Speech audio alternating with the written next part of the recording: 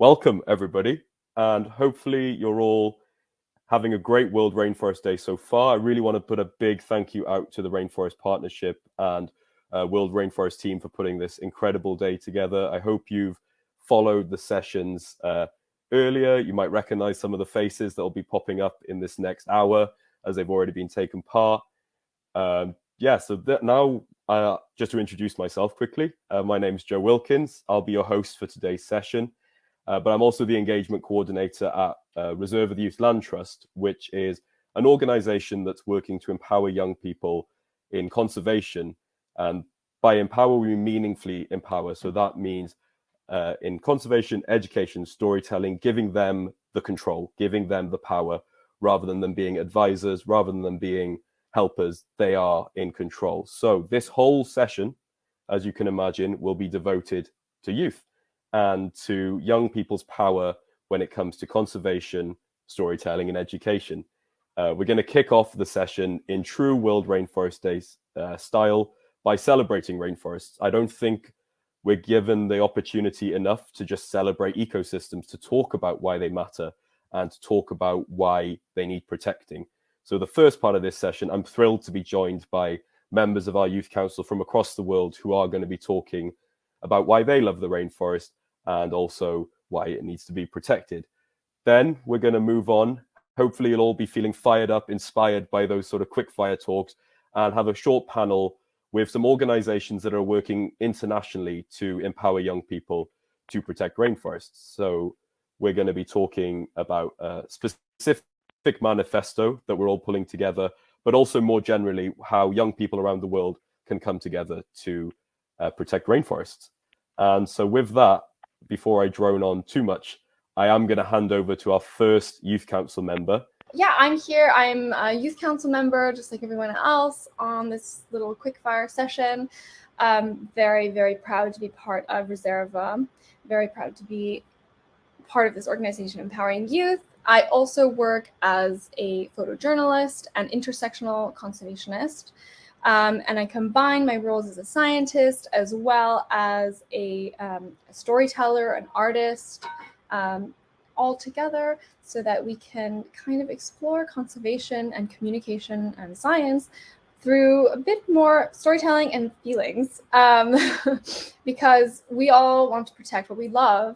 And I feel like what we're experiencing now is very much the result of a gap between kind of modern day life in the global north, where a lot of the power and money is centralized and controlling over natural resources globally, and how connected people feel to nature and how empowered and willing they are to protect it. I want to tell you today about soundscapes. So soundscapes are it's like a landscape, but instead of the interpretation of the ecosystem through sight, it's interpretation through sound. So we all know tropical rainforests are fortresses of biodiversity and like citadels of knowledge. Every single organism is rich with DNA and knowledge and stories of past lives, of common ancestors, all the way to the beginning of life itself. Tropical forests are biomes of incalculable beauty, and I'm sure all of you feel that because you're here today. But one of the reasons why I wanted to study the tropics, because I am a tropical forest ecologist, the reason I was drawn to them is that the tropics and the forest in particular is terrestrial life at its most concentrated and extraordinary. Every surface that you could possibly live on in a tropical ecosystem is completely saturated with organisms fighting and collaborating and innovating across tooth and root and filament and claw, all trying to acquire the building blocks of life they need to survive.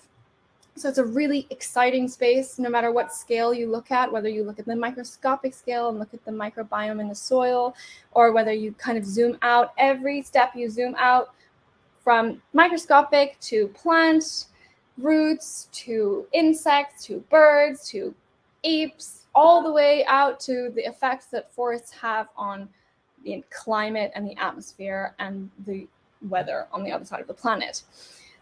So it's an exciting space, and how exciting that we are now, with developing technology, we can begin to understand forests from a completely different perspective. So our understanding of nature through science is informed by what we perceive. And until recently, that was almost entirely through visual observation. But technology has allowed biologists to investigate beyond the limits of our human capacities. And we can research life at scale, from genes to ecosystems, and even through sound. And beyond science, soundscapes have this incredible sense-expanding potential to connect people with nature. I try often to kind of tell, I'm a photographer, and I try to, tell the story of a forest through a single photograph. Or I try to tell people through science or words or emotions the beauty and the importance of a rainforest. But it's not the same as really being there. And the photo can kind of transport you there momentarily. You can look out at a picture, you can look at a documentary and kind of feel what it's like to be in that ecosystem. But the beauty of sound, it's polyphony. It envelops you entirely. It literally goes into your brain, the sound waves, and it transports you there. And so I think it's an amazing frontier as a scientist, but also as an artist, and as someone who wants to engage people with rainforests who might not necessarily ever get the opportunity to go there. So the polyphony of nature has this intrinsic value to human beings. We see it in art, we see it in music, we see it in religion. It's a really compelling medium to talk about ecological loss. And it's kind of this universal fear that we have that forests will fall silent, that the birds won't sing, and that we won't be able to sleep with the chorus of frogs in the background or wake up to the dawn of birdsong. So this deafening silence of degraded habitats is almost like an ecological loneliness that none of us really need to explain, that we all universally feel when we hear it and when we experience it. So perhaps soundscapes can profoundly change the way we study the natural world, while also teaching us all how to listen again. And in doing so, maybe we can all stop ourselves from silencing forests altogether. So thank you. Wow, thank you so much, Selena. I wish everyone could give some sort of round of applause or some love in the chat, but we can, with us on the screen, could give a little round of applause. But I also just wanted to ask you quickly, well, before we sort of move on, obviously this year is 60 years since the publication of Silent Spring by Rachel Carson, and your sort of talk on soundscapes links quite nicely into that, and the fact that technology is now allowing us to explore these new methods of engaging people. And I just wanted you to talk a little bit more about, the fear, I think, sometimes of technology, but why you're sort of embracing it so much in your work. Because I know that definitely comes in conservation. Yeah, I think it's a really good point, because we tend to think as like nature is separate to human, when in fact we are animals and we exist in the ecology and the ecosystem just like other animals. And one of the things about being human in this day and age, in the Anthropocene, is the use of technology and the use of tools. And people kind of think like, oh, but it's not natural, and it's too far removed from the raw, real stuff of forests. But the technology is now enabling us. It's almost like we can suddenly tap into a whole new world just through a microphone and through some technology. Like, our ears are not capable of hearing extremely high or low frequencies. And now through technology, we can see that there are countless creatures communicating with each other that we had no idea that was happening. And we can also see how healthy a forest is, how biodiverse in function and in genetic diversity, through something like sound. And one really exciting thing about sound, both because it is an interesting scientific frontier as well as an artistic, experiential, emotional frontier, is the fact that one recording of a soundscape, for example, in the forest of Borneo, There is so much information in one recording. You can analyze the data about bats at the high frequency. You can analyze data about birds. You can analyze data about insects and frogs. If you stuck a microphone in the ground, I'm sure, I don't know yet, but I'm sure we could probably listen to how fungi are interacting with each other through certain frequencies. So it's just really exciting because it also makes it a lot easier and faster to collect information and assess the health of ecosystems. Rather than spending years or months trying to assess how healthy a forest is and then going to the government and trying to petition them to protect it, what if you could do it in real time? What if you could do it immediately and through something as low cost and low effort as a microphone? So yeah. Awesome. So yeah, I guess thank you so much, Selena. And some of you probably remember Selena from earlier science and storytelling conversations. So do reach out and follow it. But Avery, I'm going to come to you now, and hopefully the microphone is now working. We've just heard about the soundscapes of rainforest, and I know you're going to talk about a very special type of rainforest in your conversation, which I would love to hear the sounds of. So I'm going to hand over to you, and hopefully you can take it away. All right. Yes. Thanks, Joe. If you can't hear me, let me know. But hopefully this is a little bit better for everybody. So, yeah, I want to talk about literal rainforests, and not literal with an E, but littoral with an O. And so what littoral is just a fancy word. It means like coastal.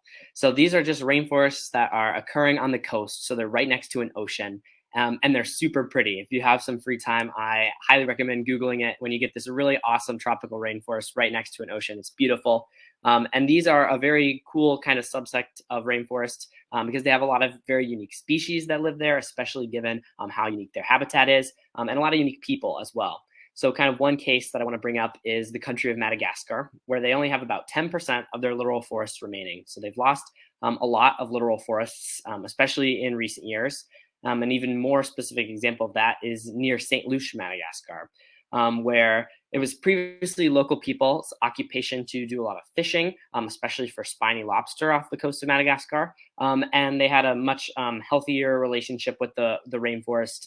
They were its guardians. They were in charge of kind of protecting the forest and managing it for their community. But after foreign vessels came in and started outcompeting them in the oceans, they had to turn to things like deforestation for charcoal and lumber and other means of subsistence to survive. And so that's just kind of a case that I wanted to highlight where like now, rather than being stewards of these literal forests, these local Malgache indigenous people have been left with no choice but to actually deforest the forests that they love in order to survive. And so coming from an indigenous perspective, I think it's really important this World Rainforest Day to kind of consider both the diversity of all the different rainforest types we know of and don't know of yet, and all the different indigenous peoples who live in and near those rainforests, and really think about how those peoples are involved in conservation, especially of those rainforests. And so my kind of call to action is that means you, all of you listening, even those of you who may not live next to a rainforest, but you are kind of in charge of your forests or your natural areas at home. You're their voice and the people that are going to be interacting with the most. So it's time to kind of step up and be an advocate. And my kind of take home message is, what are you going to be doing after this World Rainforest Day to help be more of an advocate for your forests, rainforests, or other natural areas where you're from? Well, that's it. That's the end of the session. No, I'm joking. But I feel like that was such an inspiring sort of finish to your talk, Avery. What I did just sort of want to ask you about before we move on to Daniela next, who I know is going to talk about frogs and their importance, is you mentioned obviously the importance of an indigenous perspective in conservation and how that has been lacking in the past. I think lacking is putting it lightly. It's been completely missing. And there's conversations now around the importance of free, prior and informed consent around indigenous management of their land. But I want to ask you, do you think there is meaningful change happening around that, or have you mostly seen just talk and conversations, or do you think there is a genuine shift in conservation towards rights of indigenous communities around the world? Yeah, it's more challenging for me on like a global scale. I haven't had as much like personal experience with that, but definitely here in the United States, I would say that there's being more action done to get indigenous perspectives on conservation and on natural resource management and those kinds of things here in the U.S. So I can only hope that that's going to continue and continue to spill over. And I know it's occurring a couple other places around the world, but just to continue to empower those indigenous people to really help manage and conserve this biodiverse planet for tons of future generations. Yeah, and I always mess up the fact, but I believe it's 80% of the world's biodiversity is stewarded by indigenous communities. I think it's given the small population of indigenous communities around the world, that is a huge amount of biodiversity. And as we've been hearing throughout today, the knowledge that goes with those being parts of the ancestral knowledge, the flows, all of these, it's such a shame if that's ever lost, and I'm glad to see it being in more conversations. But thank you so much, Avery, for sharing your perspective. And now we're going to shift to Daniela for a more scientific, a more focusing in on a specific species, a specific family of animals, I should say. And Daniela is an Ecuadorian scientist who specializes in amphibians, especially in Ecuador. So Daniela, I'm going to hand over to you. Hi everyone. I think that my topic is different about it because it's more scientific part that I work.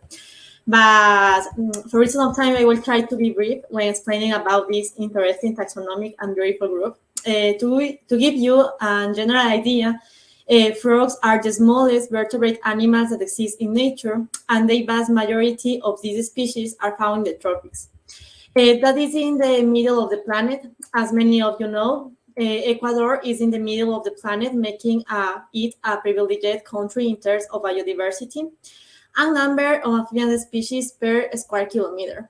Heretofore, in Ecuador, we have 653 species. And in fact, a few months ago, the work that we are doing in Ecuador is to describe new species and to found them in the unexplored areas of the tropic forest. And we described recently 2 new species of glassford that inhabit very beautiful forests in the Andean Chocó, where unfortunately there are certain traits such as mining and deforestation that endanger these and other species. Also, why are important these mountains? Because this diversity of amphibians is determined by the Andes Mountains that, with climatic conditions, landscape, heterogeneity, among other elements that favor speciation processes, are important to make the tropics interesting because this process make that speciation process that we have many species of frogs. As I may have mentioned before, being in the middle of the planet, we have 4 very important regions that are home to significant biodiversity, not only of animals and also for plants. And each in region, we find different species of frogs, which have an important role in the ecosystem and above all can give us a guideline to better understand the climate change that is currently having visible and alarming effects all over the world. And what is important to know about these species and frogs, we discovered new species of frogs. We can auction with another institutions, their names, and we can save acres of forest in Ecuador. And also with that reason, we can save the forest. Also, we can increase the tourism, the research part, and the most important, that we can work with the communities to save these forests. I am sure that in order to delve into this topic, we will need more time. The same way I imagine that they have been able to see photos or videos, and much better if they have had opportunity to see these small vertebrates like where the different size, colors, and shapes, they are unique, and they have surely caught their attention. All of that responds to the explanation that I mentioned them earlier. Also, I think we need to think of strategies to conserve these species and their habitats and continue discovering new species is important with the particular shapes, colors, and size. And also, if you are interested and want to save the frogs, I invite you to learn more about at the page of the Reserva Yalan Trust that we found recently, scientists found recently in the Reserva, many species of frogs that are unique in the world. And also we have a lot of endemic species in Ecuador, and we need to save the frogs because are unique in the world. And thank you so much. Thank you, Daniela. I feel like each of these talks is ending with a a very strong call to action. So maybe I hope someone's taking notes and is keeping track of all the things that are going on. I just, Daniela, quickly just to ask, a little conversation we had when Reserva was doing the frog naming contest was the fact that I don't think people realize the diversity then within the frog sort of family. You know, I think especially for us talking from a UK perspective, I normally think of frogs as being green. So then when you start meeting all these different frogs that are, bright orange and bright red, how are you using, just to touch more, how are you using sort of photography and as well to balance the science and balance the storytelling to really convey that message? You know, are you using any soundscapes? Maybe Selena, maybe you need to have a conversation about frog soundscapes. So what sort of stories are you trying to tell, about the frogs that will really connect to people? Yeah. We have many stories. I think that, for example, glass frogs are species that are interesting to photograph them. For example, Selena, that is in the tropics, they took a photo.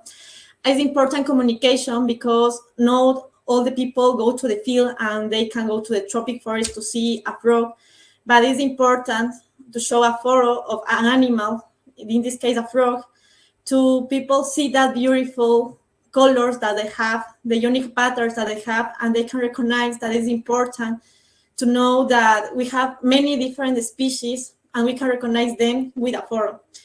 Photographs are important in the work, in the scientific work, because also in the field we work with some photographers that they also took a lot of photos and they use us to identify them and to describe the species, the new species, for example. This is an important part to combining these two techniques, the scientific and the photography part, because we can use the photos to describe a new species, the color patterns of the species. Also, we can see the variability of the colors of the frogs. And the most important that we can share in the social media to another people, and these photos can be around the world, grounded, and the people can appreciate more that photos in life. You can appreciate that in the field, but you can appreciate the animals in a photo. And that is important to make the combinations of photographers plus scientists and also plus the community people that they conserve and they protect these forests and the habitat of these frogs. Amazing. Thank you. Yeah, as I said, I will admit to not being the world's expert on frogs, but after speaking to you and seeing all of these images, growing a newfound love for them. So hopefully that will keep going for all the species in the rainforest. But we can't talk about all the species in the rainforest because we would be here for far longer than 75 minutes. But moving on to another group of animals, I'm going to hand it over to Lucy Huliston, who is a National Geographic Young Explorer, a digital producing whiz. You may have seen her a few months ago with the Future of Earth Hour, but she's also the former digital content producer at Sloth Appreciation Society, which may be a little clue to the animal that she is going to talk about. So Lucy, I'm going to hand it over to you for this one. Thank you. Can you see my screen? I'm not sure why it's not working. Well, I'm sorry. I had some cute pictures of sloths, but you're going to have to imagine them. And I think we can probably imagine them quite vividly, quite well, because we all know and love the sloth. And I think the one that you're probably thinking of is the brown-throated sloth, that sort of grey-brown sloth with the dark eye bands and the little button nose. But it might surprise you to hear that that's just one of 6 species of sloth, which all lead very similar sluggish lifestyles across the mangrove and tropical forests of Central and South America. And there are 2 very different groups or genera of sloth. And the first are the 3-toed Bradipus sloths, and the second are the 2-toed Coloepus sloths. And they get their names from the number of claws that they have on each of their front legs.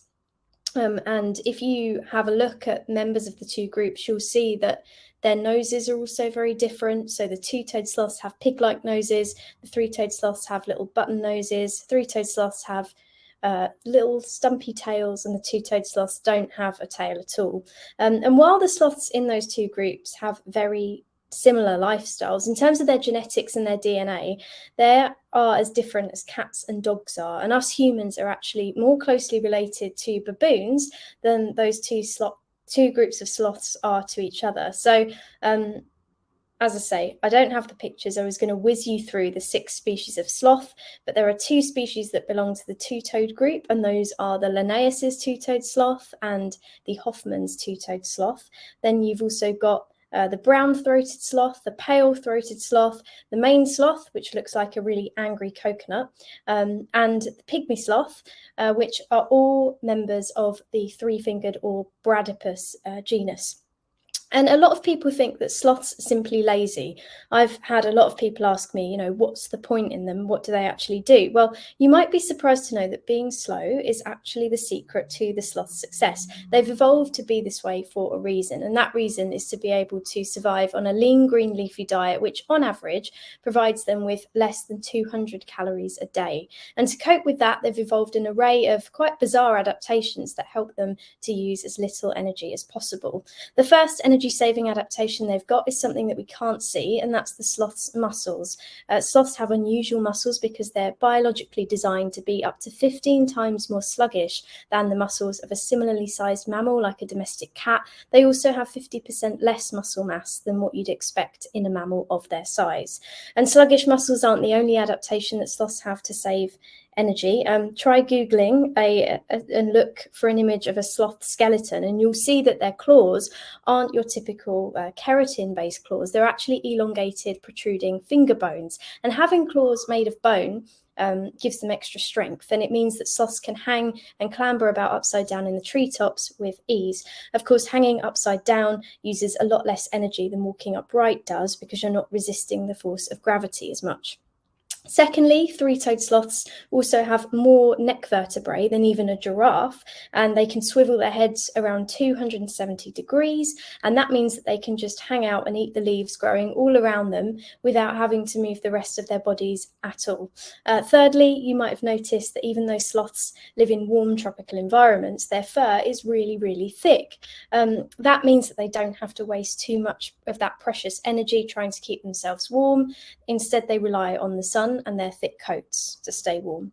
Finally, their metabolic rates are also really slow, and that saves further energy, and we can see this in their slow rate of digestion. So it takes a three-toed sloth, believe it or not, around 30 days to digest a single leaf.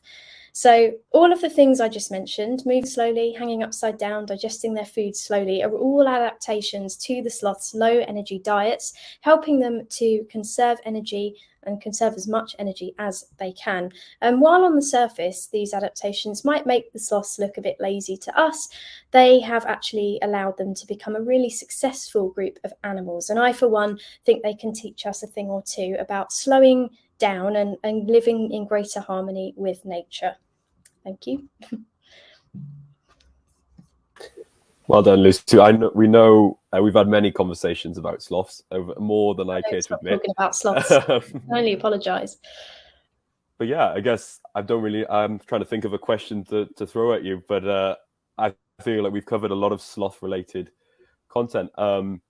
I guess any call to action specific to sloths beyond getting to know them? Anything you'd like to add in a little final part?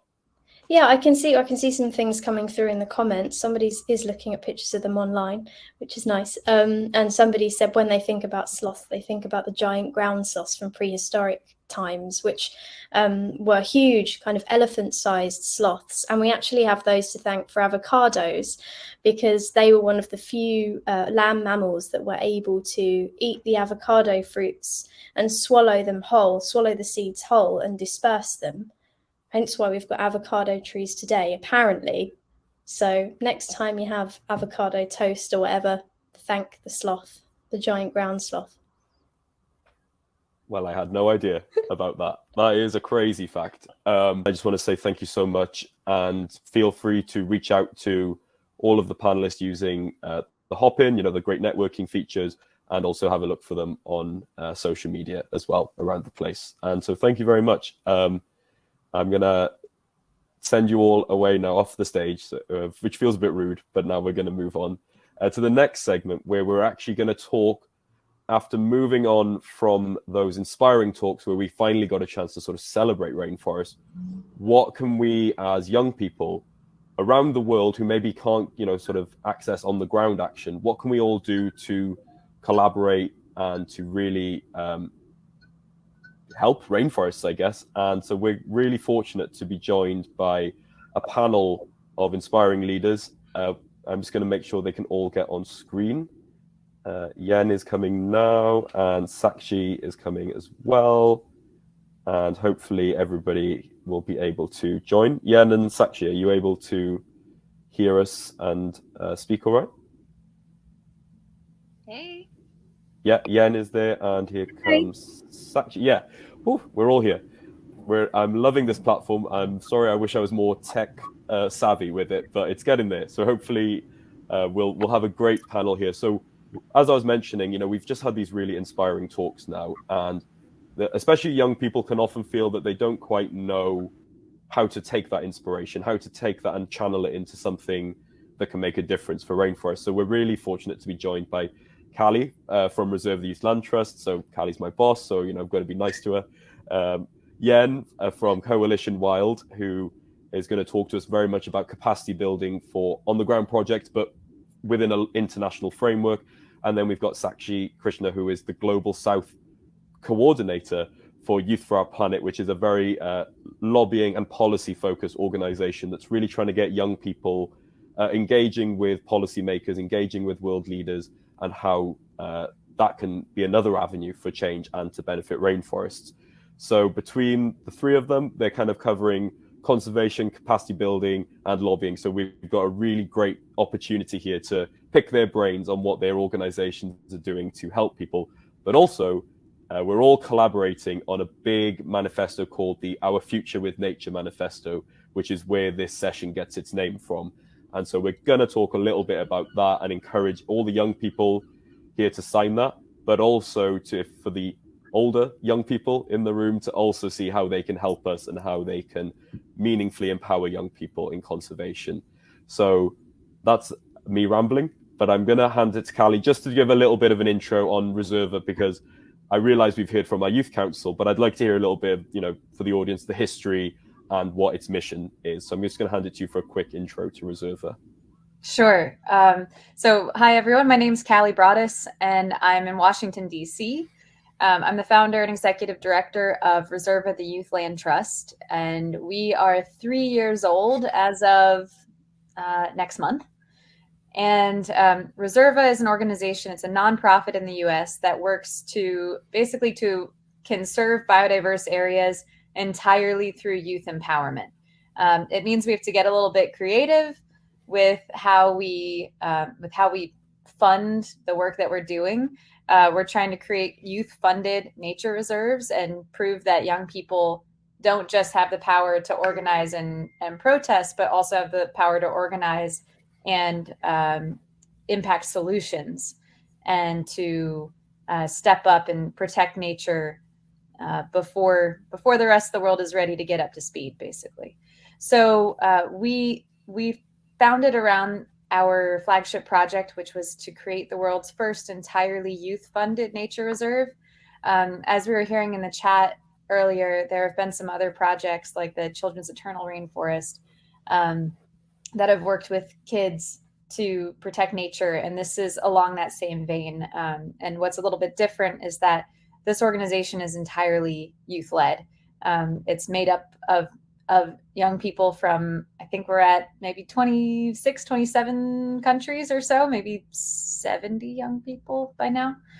And we work to raise funds to conserve land on the ground. Right now, our first project and our second project that we just announced are in Ecuador at the Dracula Youth Reserve. And we also work on the ground with our partners to ensure that young people are engaged not just in funding conservation, but also in implementing it and exploring and doing the research required to understand the land that we're working to protect. And then we work in storytelling and education to amplify that work that we're doing at a higher level, like sessions like this or like at the UN and COPs. But I hope that's a little bit of an intro. Yeah, definitely. And I'm going to ask Yen you to just do the same thing, just to introduce what Coalition Wild does, just to frame the conversation. So hopefully members of the audience can start asking questions or start getting ready to come off mic and ask questions as well, really encouraging people. So yeah, and I'll hand over to you just for a little intro to Coalition Wild.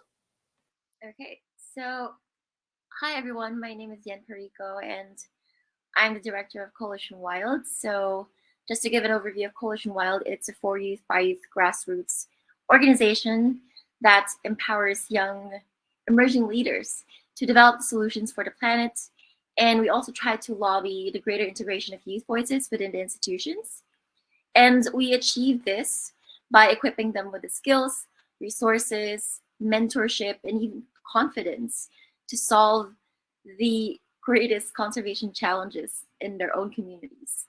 So we guide like 16 to 35-year-old youth leaders to implement their local solutions through the capacity building programs that we have. So through here, we produce youth-led action benefiting not only the environment, but their own local communities as well. So we work with the youth with the topics that they're passionate about, and then we give this space to take risks and attempt new ideas. And we try to ensure that we're providing the tools that they need to create the action and giving this belief that they can do it and that they don't need to wait on the sidelines and watch, like the older generation to do it before doing it themselves. So yeah, I think that's Coalition Wild in a nutshell. I think the best thing I could say about Coalition Wild is that we invest in youth and not just like monetary, but that's very important as well. But also in terms of the belief that the youth can do it because we can. Yes, we can. The power in youth. But Sakshi, I'm going to ask you just to do the same again, framing conversation. Youth for Our Planet, very lobbying, policy focused. Just tell us a little bit about, how you're working, your vision, and what you're trying to achieve as well. Hey everyone, thank you Joe for that introduction. I'm Sakshi, I'm Krishna, I'm from India and I'm the Global South Coordinator for this movement called Youth for Our Planet. We are a global youth movement working tirelessly to urge governments to take action for the nature, ocean, climate, and also to keep all the vulnerable and the indigenous people at heart of every decisions that are going to be taking. So we are currently at almost 450 mobilizers from over 80 countries around the world.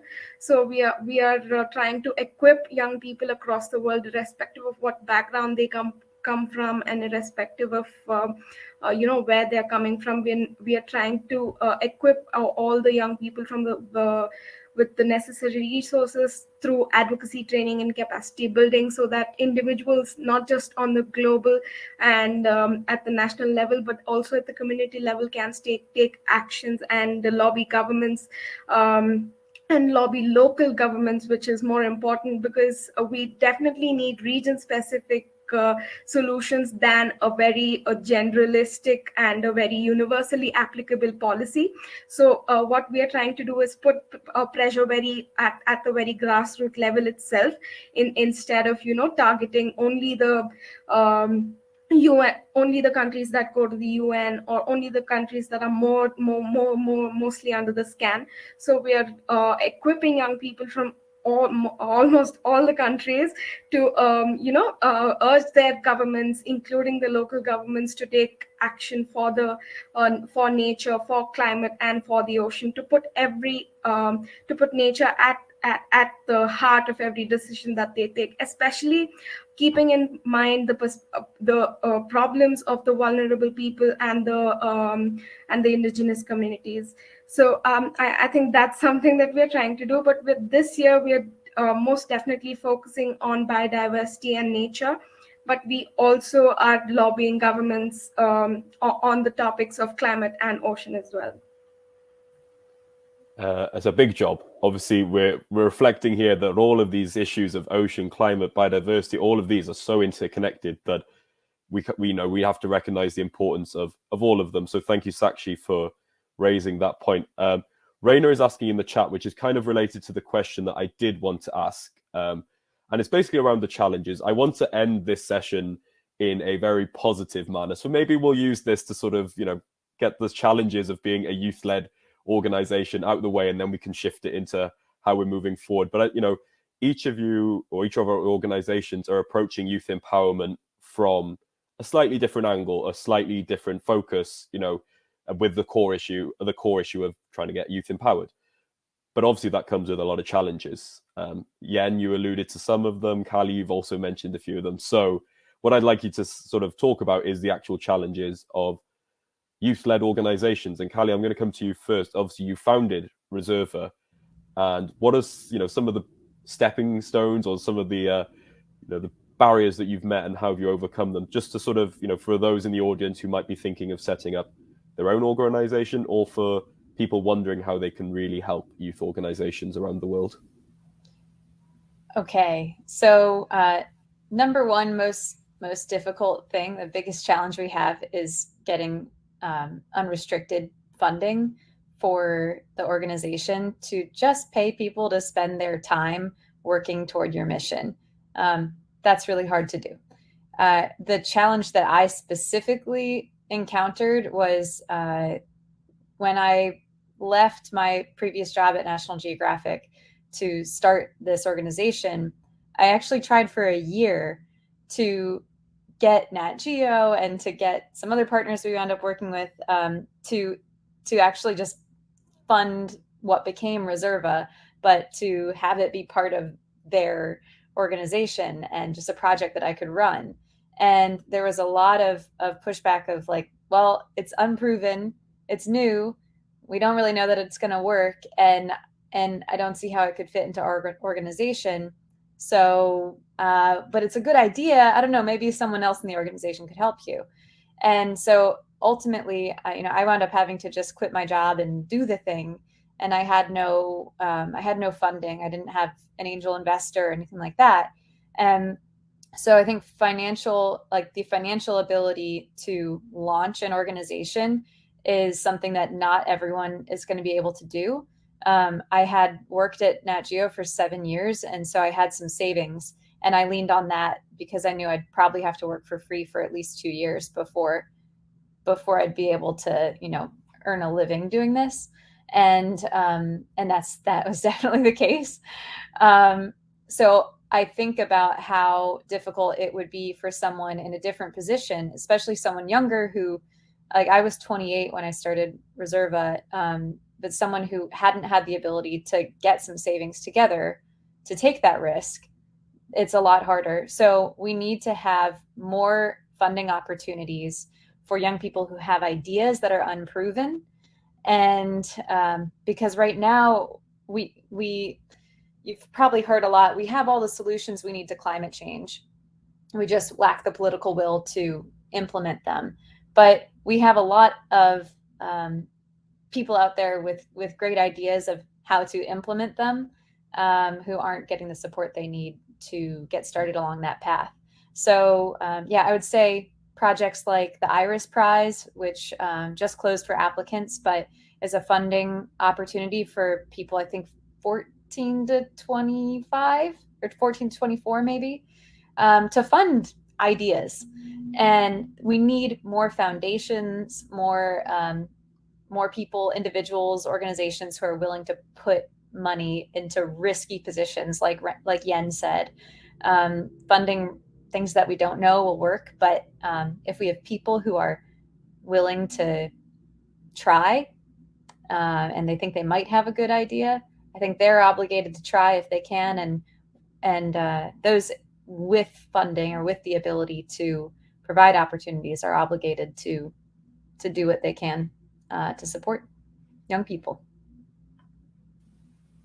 Well, I guess, yeah, I think so. But Yen, I'll come to you then, seeing as Kali, you sort of alluded to what Yen said earlier about some of the challenges that you faced at Coalition Wild, but also, how are you helping to overcome that barrier of funding risky projects, if that's what we're calling them? But, it's that thing of, it's a very solid idea, but it's just untested. So, what are you trying to do that? So yeah, a two-parter. what challenges have you faced, but also how are you kind of flipping the narrative around funding these projects?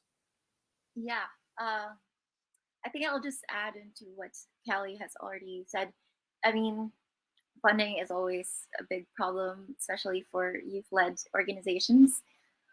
And talking about like having a space for like attempting new ideas, I think that's where the capacity building programs come in, because I think that, you know, like our motto is that there are great, brilliant ideas on the ground, and it's really just about having the right tools and the right resources they could use for that.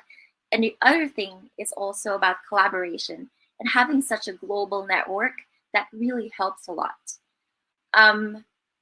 Now that we're at this age where it's so easy to connect via Zoom, I think we need to maximize that.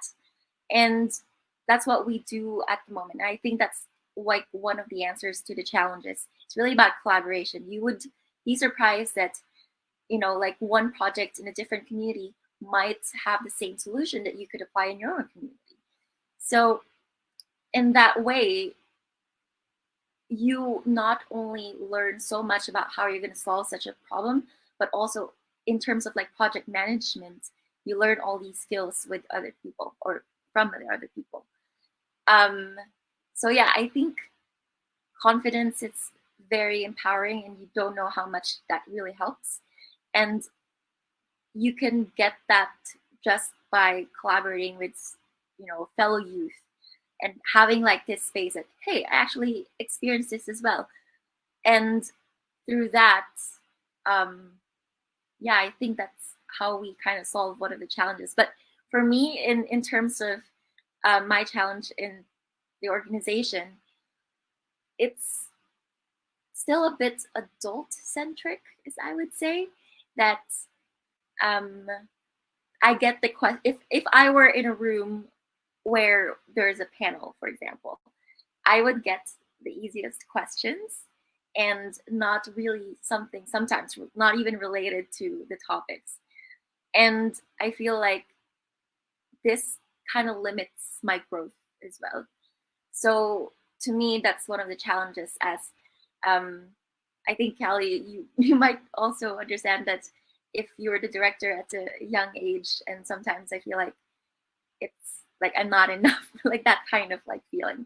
So to me, that's like one of the challenges. But yeah, I think that's my answer. Sorry, I was just like blabbering there.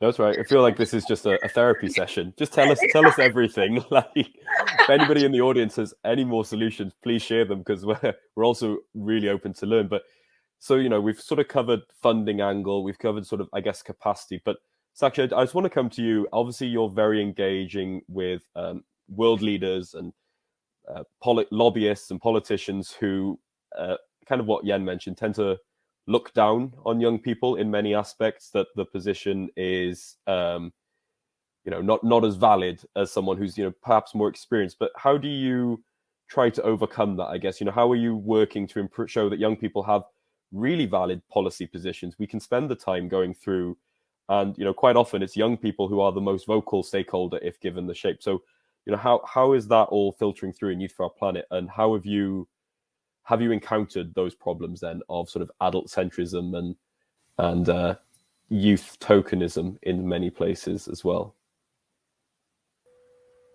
Yeah, definitely. And I think as a young person from the global south, I think if it's a decade of action for the any young person from the global north, it's like 2 decades of action crammed into just 10 years action for the young people in the global south.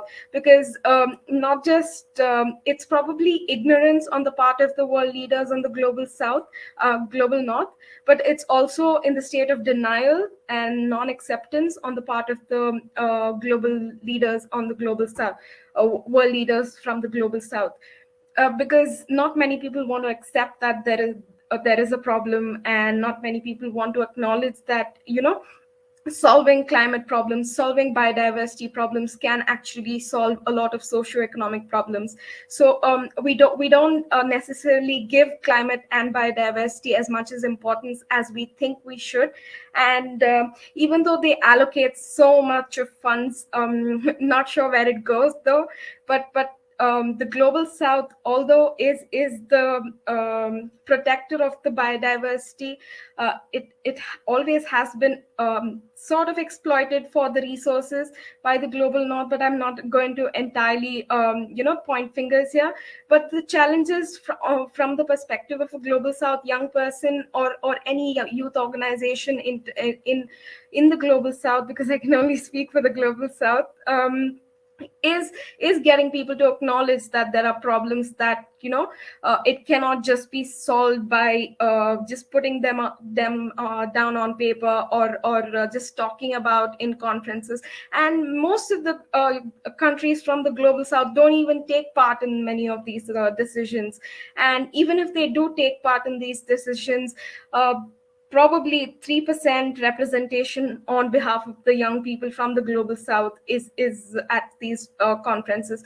So we are not heard, we are not given a place at the decisions, and it's not as easy as for young people from the global north as it is from the global south, because there are girls who cannot step outside the house.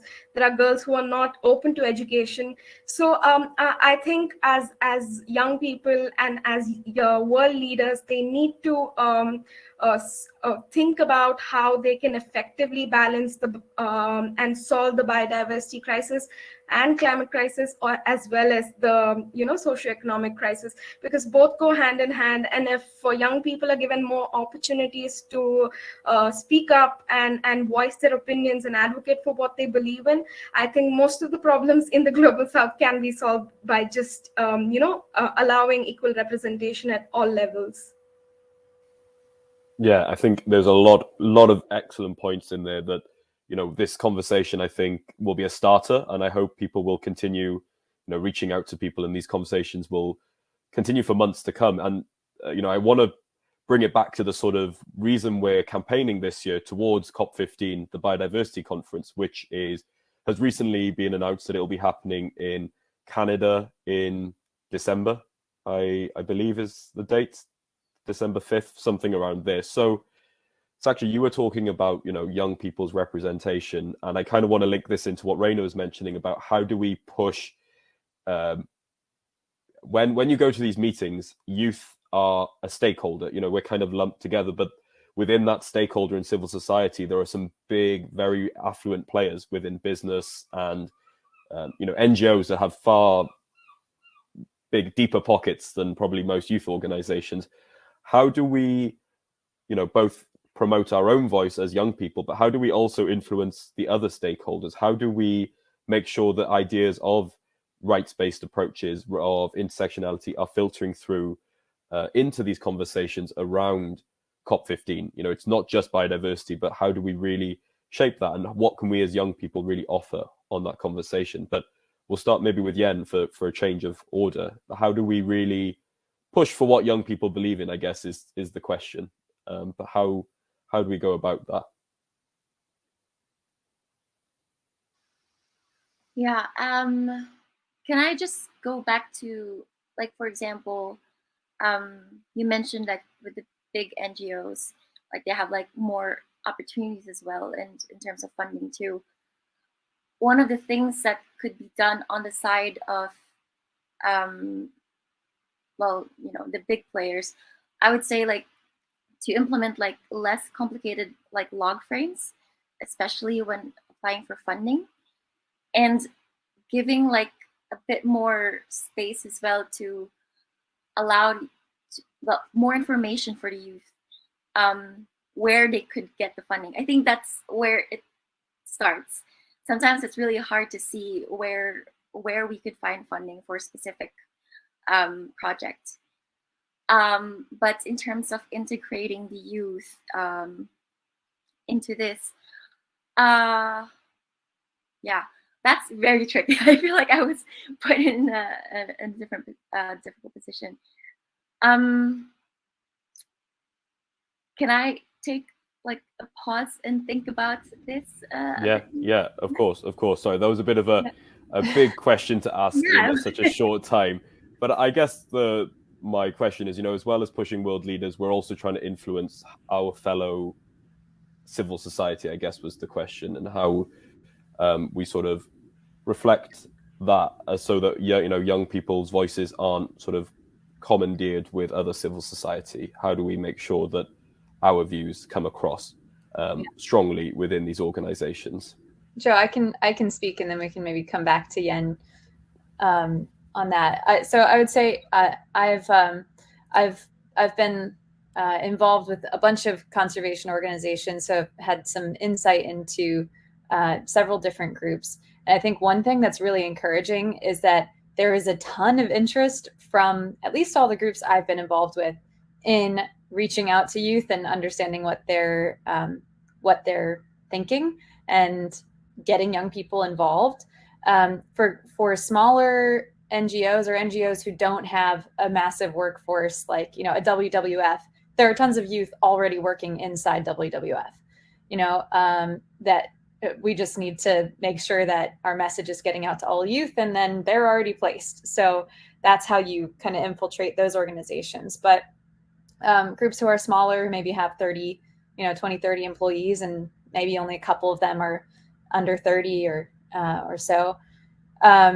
They want to hear from youth.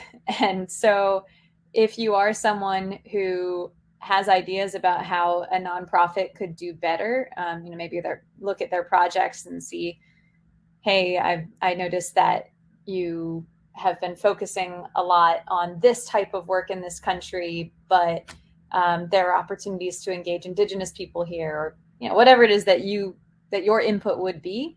Reach out to that organization and tell them, because they will definitely be happy to start a dialogue with you. I think there are organizations that are already working really hard to kind of read the room about focusing on Indigenous empowerment, youth engagement, the land back movement, things like that. Rainforest Trust is one. I think World Land Trust is another. Cool Earth is another. Rewild is another. So there are big NGOs that are working in the right direction, and you'd be surprised how open they are to collaboration. So sometimes it literally just takes a cold call email, and you can get the road to collaboration going. So yeah, I think Raina's question was, how do we infiltrate traditional conservation? You don't need to infiltrate necessarily, just reach out. People want to talk. Amazing. I'm just looking, conscious of the time. So maybe Sakshi, I'll come to you. And I don't know if you have anything to add on to the sort of question about youth voices, infiltrating collaboration, etc. But I would also really like to hear about the Our Future with Nature Manifesto, and why Youth for Our Planet was co-author of it. Why are you promoting this sort of method of getting young people's a voice, and why is it so important in the lead up to COP15 that we get people on board? As it is our motto to lobby governments, urging them to take action, and we are pressurizing and all the world leaders and heads of states to take action for biodiversity and nature. Parallelly, we are also building a network of young people across the world. We are by encouraging people to join our movement, and by partnering with different youth organizations, we're building a chain. And this is how I think, even if we're not there, maybe if our voice is heard at these conferences, I think that's still a win for organizations such as Youth for Our Planet, or any organization for that matter, who's trying to just get their voices heard. Because it's not just one voice. We have like 450 voices and more counting voices that needs to be heard. And in terms of why we have collaborated with a manifesto like the Youth Manifesto, is because these decisions will affect all the future of young people from across the world, and we need the representations, but due to the lack of representations, I think this manifesto will act as a platform for every individual who does not have the resources to understand what's happening, or to even put it into words as to how they can express what they're going through, or what environmental or climate crisis that their community is going through. I think this the manifesto is a voice to all the voiceless, and also the people who have been suppressed or underrepresented or not represented at all at these conferences or any decisions in policy making. So I think this is a big opportunity for all the young people from a community they are. I know that there are some countries that still does not allow internet access, and young people still don't have access to these resources, such as to even read the Youth Manifesto. They need internet access, but but as an organization, we are trying every different way to include, even if we're conducting country campaigns, we're trying to include these manifestos to be included in those on-ground country campaigns as well. So I think we're not just focusing on the social media campaigning or the online campaigning and getting our voices heard by lobbying governments. We are also trying to reach out to young people who cannot get to that digital world where all the resources and climate literacy resources are present. So I think we are building a chain, and I really hope we get the desired results that we all intend to collectively achieve. Yes, and just quickly, I have dropped a link to the manifesto in the chat, so please go and sign. But I want to come, Coalition Wild wasn't, I don't think, one of the authors, I guess, of the report, but it's also now signed the manifesto. And I'd like to sort of come to you, why is this manifesto important? And more generally, why is it so important that we show a sort of united young voice in the lead up to these conventions as well? And apologies for the long-winded question earlier, but maybe we can come back to that in the chat or something later once we've all had a chance to think. Yeah, of course. So, I mean, it's from the title itself, it's really for our future. And I think one of the things that I really liked in the manifesto is that it really focuses on the rights-based approach. And like what you have mentioned earlier, that 80% of our nature is actually stewarded or guided or by the indigenous peoples. So I think that these are the things that we really support, and we believe that on the ground work, and we believe that a lot of indigenous peoples know their landscapes best. And we think that with this living in harmony with nature is not going to be achieved if it's just pure nature without the people in it. And that is why we really support this manifesto. And I think that we're really actually close to achieving 5,000 signatures. So I think that this is the perfect time that we include it in the conversation. Yeah, I think beyond what we see about the 30 by 30 narrative and just with the numbers, I think we need to understand that by the end, it's really with the people that we need to focus on. And yeah, stop thinking about the numbers. It's not like we talk about numbers, we talk about the targets, but we kind of forget about the value in it. And with the manifesto, that's what we saw, and that's what we read. Apart from, the usual scientific targets and all the whatnots, it's really focusing on the value of nature and how we improve our relationship with it. 100. Callie, final, same question for you. Why is this manifesto and what it represents so important to Reserva and to young people? Number one, I would kind of build on what Yen said about one of the demands in the manifesto is about kind of reevaluating our priorities and changing our values, our priorities, and our behaviors. And I think that is the sort of qualitative side to these numbers, which are important. I think it's important not to disregard the fact that science is telling us we need half of nature to be in its natural state if we're going to maintain a planetary balance. So the numbers do matter. However, they can't be empty numbers. They have to be numbers that are backed by a shift in, like the manifesto says, a shift in our values and priorities, a shift in how we treat the rights of the people who live near or even in that nature.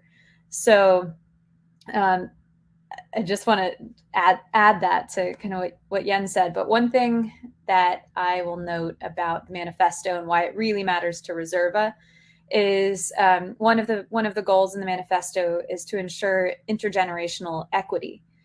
And that's kind of a mumbo jumbo term, but if you dive into that, what it really means is that this generation and the generations after ours, we are inheriting a world that is less biodiverse than the one our parents came into. And that isn't fair. It's not our right to decrease the richness of the world for those who come after us. I think that equity means justice between generations, and those who come after us, we owe them a biodiverse future, because it's what makes us strong. And so that part, to me, a focus on that intergenerational justice, that intergenerational equity, and thinking about not just what's happening with the people who are alive today, but those in the next 7 generations or more. I think that's a really important part of this. There is no future without biodiversity. So that's what's most important to me. 100%. And I think everybody here would probably agree with you on that statement. But we're about to run out of time, but it would be really rude not to finish with a very rainforest related question, given that we are commemorating World Rainforest Day. I'm just going to ask each of you, why are rainforests so important? Why, is it, you can use this from a very personal story, you can use this from a science. I just want to know, if someone say to you, if you meet someone for a coffee and they said, why is the rainforest important? What would your answer be?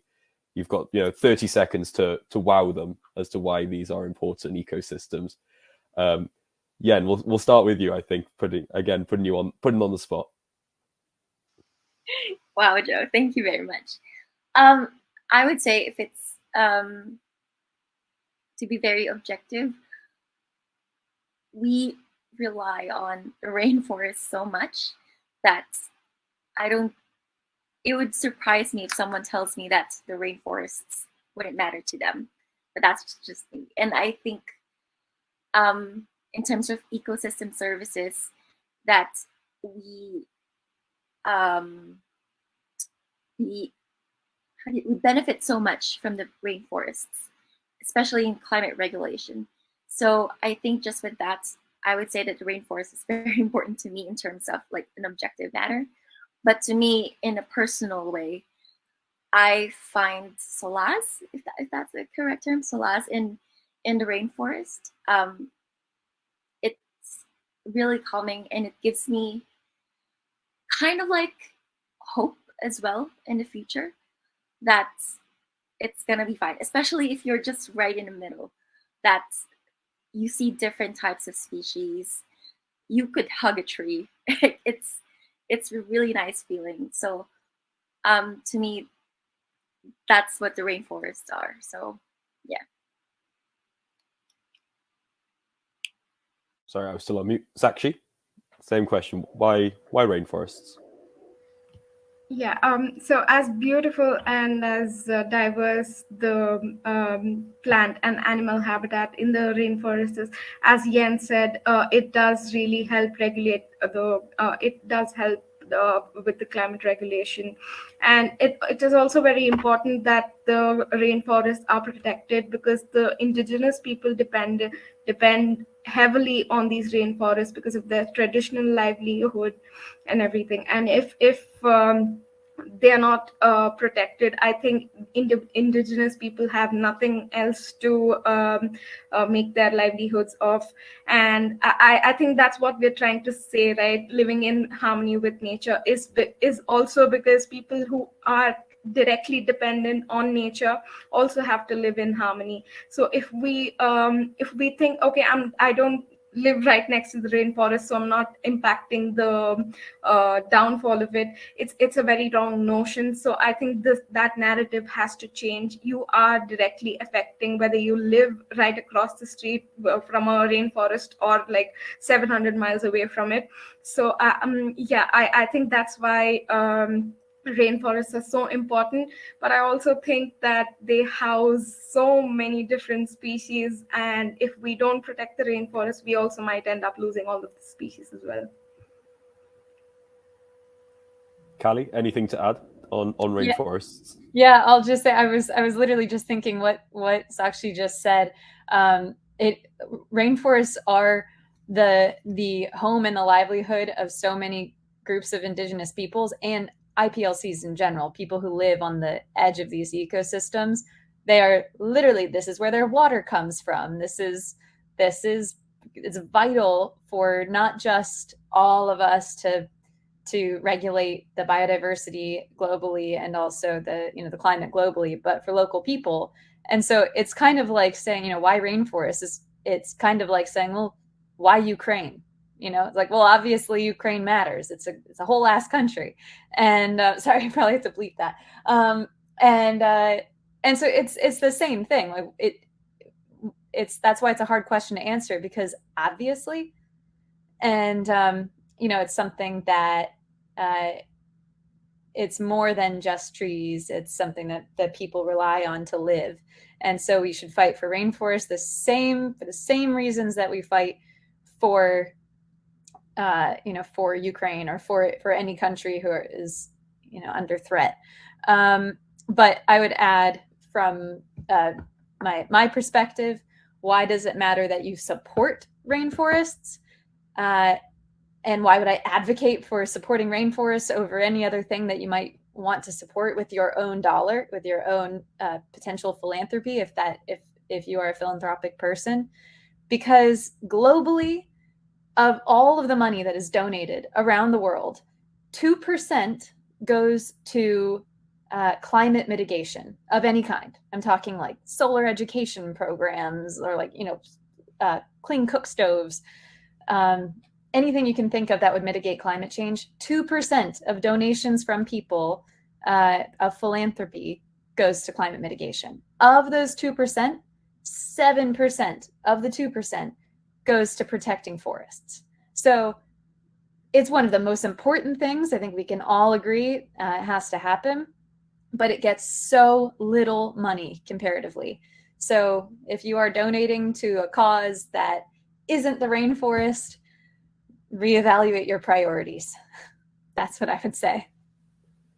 And I think with that, we're sort of over time, but I just want to thank all three of you for joining. And I really recommend, everyone who's listening to reach out to Reserva, to Coalition Wild, to Youth for Our Planet. We're on Instagram, we're all on Twitter, but Reserva has a booth in the expo within this event. So feel free to reach out to me and I'll connect you, link on to further people. But I just want to also thank you all for listening. I also want to thank our quickfire talks from the Reserva Youth Council that got us all fired up to hear this panel about why it's so important that youth are taking action, and also why rainforests are so vital to our planet. And with that, I'm going to close the session. But yes, thank you so much. Please go sign the Youth Manifesto, and also just support young people and rainforests as well. So thank you, everybody. Quickly before we end, can I just add on something? So I've been meaning to say this on a platform. If I get the opportunity, but since now I do. So I think since this is a call about a global youth call to action, I think we need to propagate this message, nothing about us without us. So there must be equal representations. And I think this has been Youth for Our Planet's silent motto. I don't know why we don't say it enough, but yeah, I really hope we propagate this message, and we do really get representations at all levels. Thank you. Thank you so much, Sakshi. Yes, thank you. So yeah, obviously rainforests are important and nothing for us without us. Those are the two messages to take away. So thank you so much, everybody. Thanks, Joe. Thanks, everyone. Thanks, everyone.